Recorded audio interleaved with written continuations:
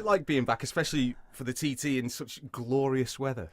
Yeah, I mean that's right. I mean it's always fantastic to come back to the back to the Isle of Man. I was just about to say the wheelie then, but yeah, that was the last time I was here, and that'll be 2 years when we get round to September again. So yeah, it's a while ago since I've been back. I've always loved coming back. We loved living here, and I would imagine everybody's mentioned it. But when the weather's like this, there's no better place, is there? There certainly isn't. Taking us back, I mean, this is something that's obviously mentioned in your book, along with many, many things from your life and your career, but that wheelie is certainly the thing that's stuck in the mind, I think, for the last few years. Take us back to what it was like doing that, going all the way around the TT course on one wheel. Yeah, I mean at the time it seemed like a really good idea, and yeah, I've been with Red Bull since 2000.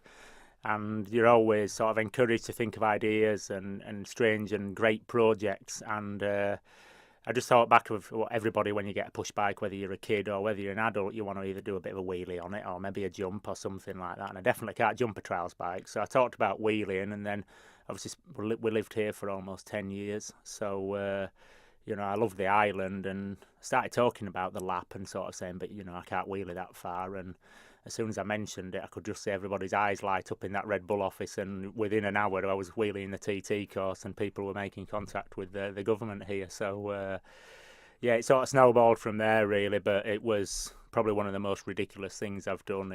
I've never put myself under that much pressure, and absolutely will never do again. But, yeah, and it's one of the highlights of my career. It was nice to do it here, and yeah, in my book it talks a lot about our time living here, and also a large percentage of it is about the wheelie towards the end of the book as well. I remember you, when I was growing up over here, and you do the sort of shows, stunt shows, performing up at the grandstand and that sort of thing. And it always came across that you did have this, even though you're not from here, you had this real connection, real love of the island. And of course, it is an island that loves and appreciates your particular brand of motorcycling as well, isn't it? Yeah, no, it is, and it's always been very supportive of that, of basically not just the road racing, but also a lot of off road. There's a lot of fantastic riders from here. The Knight brothers, obviously Steve Colley. And there's just lots and lots of riders now. The younger ones, McCannies, and everybody's been so well supported. I'll never forget when we were over here, and in the UK we had the foot and mouth disease. I think it was back in 2000, and the next minute, me and Steve Colley have got permission by the government to ride on the headland around by Douglas, and it was like, hang on a minute, this is, everything's supposed to be putting the brakes on, but the Isle of Man were finding a way to make sure that we could keep training and keep us going in our careers, and yeah, it's those little things that really makes everybody love the Isle of Man. Let's look at the book as a whole and chat a bit about your life. Why did you decide now was the right time to do something like an autobiography? Yeah, I've been asked quite a few times during my career, and it seems to be also when your career's going really well that people want to do an autobiography, which I never really sort of understood, because I just thought it'd become to a sort of a results thing, moving from one round to another. And during the middle of my World Championships, I wasn't losing very often, and I thought, well, actually that'll be quite big-headed and quite boring, to be honest. But then, a lot of things sort of changed. I'd finished riding the World Championship. I was doing some really interesting projects every year with Red Bull, riding in the north of Finland, in Sri Lanka, the Maldives, in India, all sorts of weird and wonderful places. And I thought there was a lot more to talk about. And then, obviously, the wheelie had finished, and that was something that I still couldn't quite get my head round, and I'd actually done it. So there was a lot happened around there. My father fell ill and passed away with cancer, so that was obviously a really tricky point as well. And when I got to the wheel, it just felt really good, and somebody approached us and they had a really good idea, and it wanted to include a little bit about the family history, from my grandfather coming from London on his sidecar to basically where we live now. And yeah, the timing was right, and I just really enjoyed going back over it, and sort of a lot of memories and a lot of amazing experiences. And like I say, a lot of that is included in the book about the Isle of Man, but especially about the wheelie. Because motorcycling and trials is very much in the Lampkin family, isn't it? Is there about 7 of you that have competed in various different ways? Yeah, there's obviously my father was world champion in 1975, and his elder brother Arthur was the one who was back in the 60s. He was on the scrambles on grandstand every weekend, so he's the one that everybody remembers from back in the day.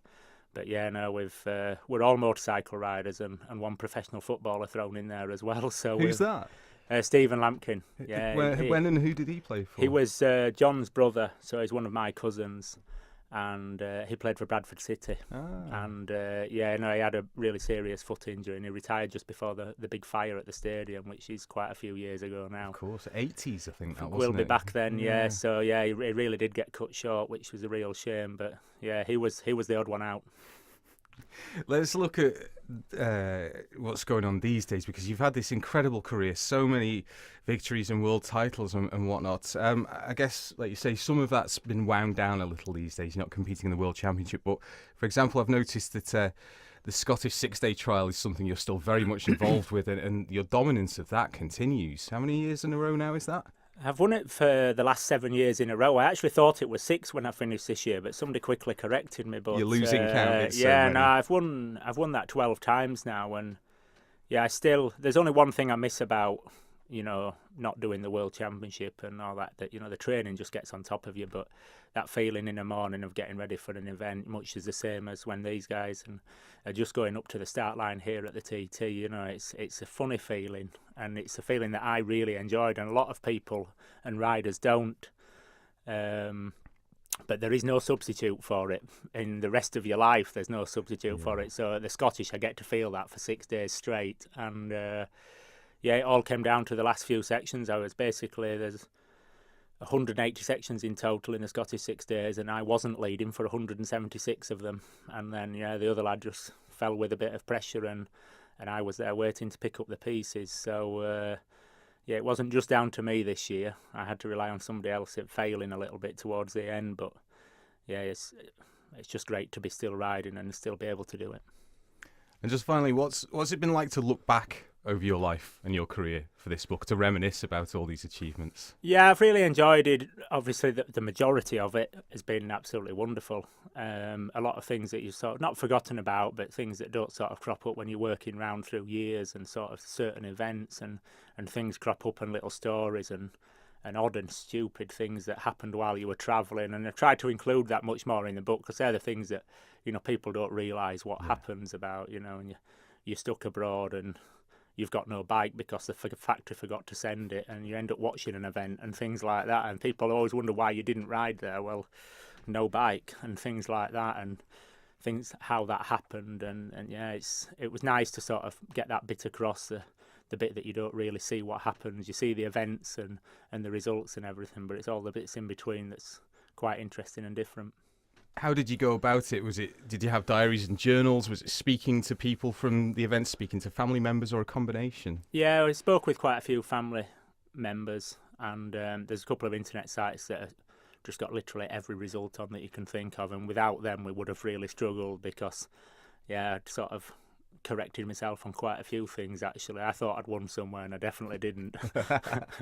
So it was interesting. In the first proof I'd made quite a few mistakes where I thought I'd won and didn't, and places where I didn't think I'd won, but actually when we saw the results I had a couple more wins in America than I thought. But I just love the whole experience of it, and I'm really pleased that it's out.